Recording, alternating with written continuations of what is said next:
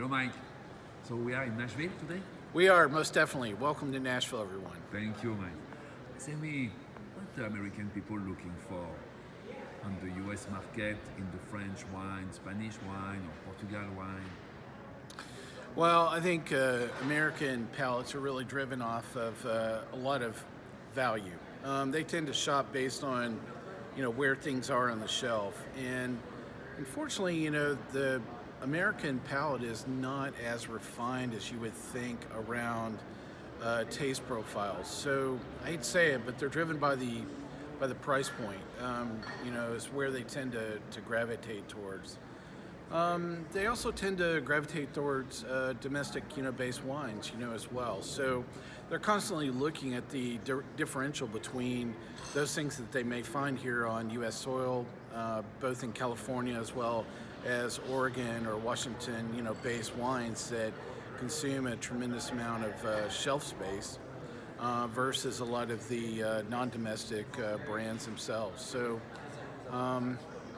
Those big booming flavor profiles you get both of Cabernet, that big, booming red wine, big red wines.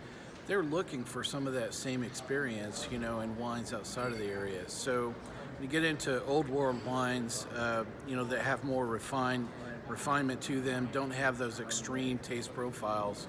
They're really, they're kind of like something's missing. And it's really sad because they don't really quite recognize that refinement and the quality of those grapes are the things that are so difficult to cultivate over time. So it's part of it is just a lack of education, and really understanding that how what they really should be looking for in great quality wines, and especially old world wines.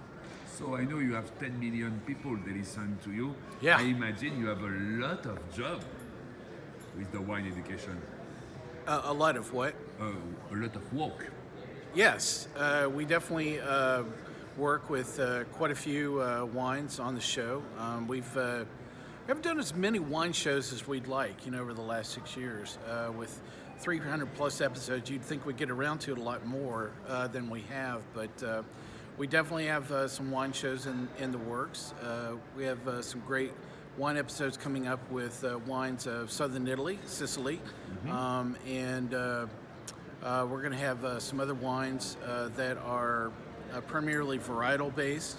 I think we're going to do which is the best Pinot on the planet.